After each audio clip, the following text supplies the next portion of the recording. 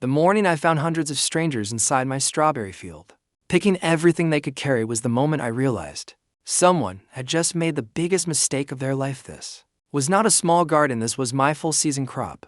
Months of work, early mornings, late nights, and careful planning all gone in front of my eyes. Before I tell you how this happened, make sure you subscribe to Karen's Stories Daily, because this one goes from peaceful farm life to complete chaos faster than you can imagine. Me strawberry patch is not just a hobby. It is my business. Every row is planted with purpose, every plant maintained with care, and every harvest planned down to the day. People in the area know about it, but they also know one thing clearly: no one enters without permission. That rule has always been respected until that day. I was driving back from a supply run when I noticed something strange. Even before I reached my land, cars were parked along the road, not just a few, but dozens. Families, kids, baskets, people walking toward my field like it was some kind of public event. At first I thought maybe I was missing something. Maybe there was confusion, but then I saw a sign at the entrance of my property, big, bright, and impossible to miss: free strawberry picking today, open to all residents. Me heart dropped instantly because I knew exactly who would do something like this. Granny parked immediately and stepped out. The noise hit me first: people laughing, kids running, voices everywhere. And when I walked into my field, the damage was already happening. Strawberries were being pulled, not picked. Plants were being stepped on. Rows that took months to grow were being destroyed in minutes. Tessie moved through the crowd trying to understand how this got so out of control, and then I saw her standing near the entrance, like she was hosting the whole thing. Karen smiling, talking to people, acting like this was her event. I walked straight up to her and asked one question: what is this? Looked at me like nothing was wrong and said, we organized a community day, free picking for everyone.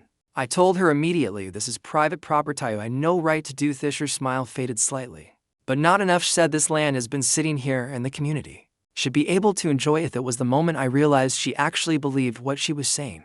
I told her again clearly, this is my farm, my business, and you need to stop this right now. She crossed her arms and said, people are already here, you cannot just send them away. That response made everything worse because she was not trying to fix it, she was trying to justify it. Meanwhile, the damage continued. Every minute more crops disappeared, more plants were ruined. Eddie started telling people to stop. Some listened and stepped back, others looked confused at Beckhouse.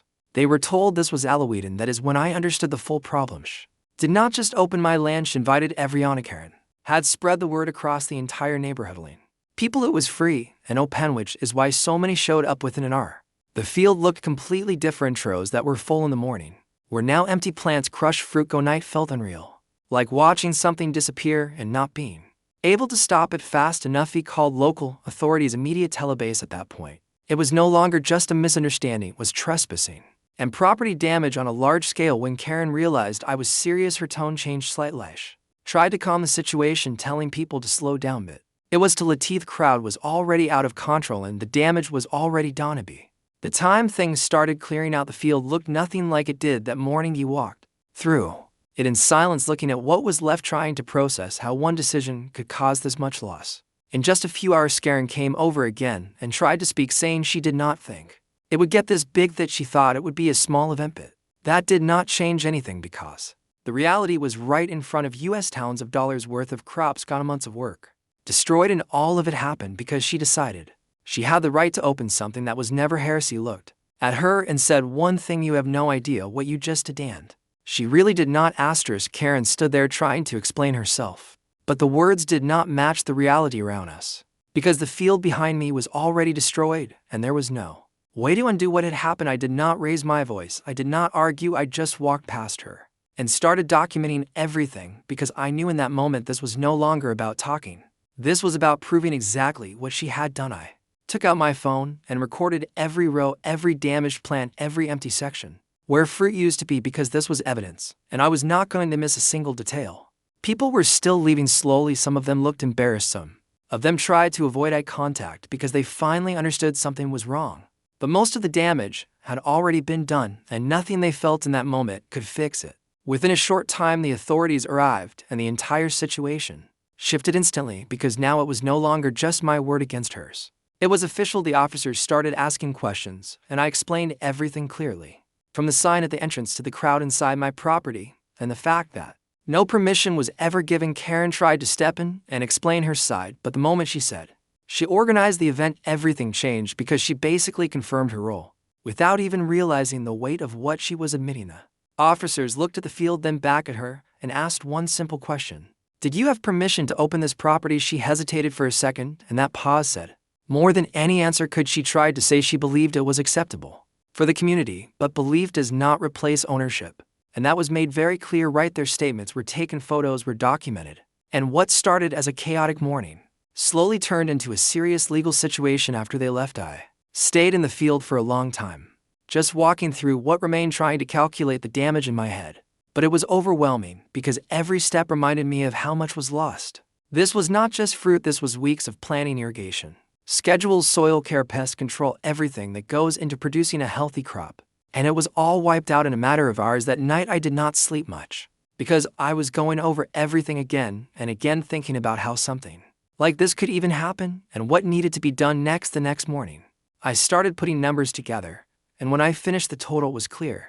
The loss was over $22,000 in one single day, and that was just the direct loss, not counting future impact or the damage to the plants themselves. I contacted a lawyer and shared everything: the photos, the videos, the witness statements, and the estimate of damages. And his response was immediate. He said this was one of the clearest cases of property damage and negligence he had seen. From that point, things moved quickly. A formal notice was sent, and Karen finally realized this was not something she could brush off or explain away. She tried reaching out to talk privately, but I had nothing to discuss outside of proper legal channels because the situation had already gone too far. The HOA also got involved because now it was not just her problem, it was becoming their problem too, and they understood the risk immediately. Meetings were held behind closed doors, and word started spreading through the neighborhood about what had happened and how serious it actually was. People who had attended that day started talking about it, sharing what they saw, and slowly the full picture came together for everyone.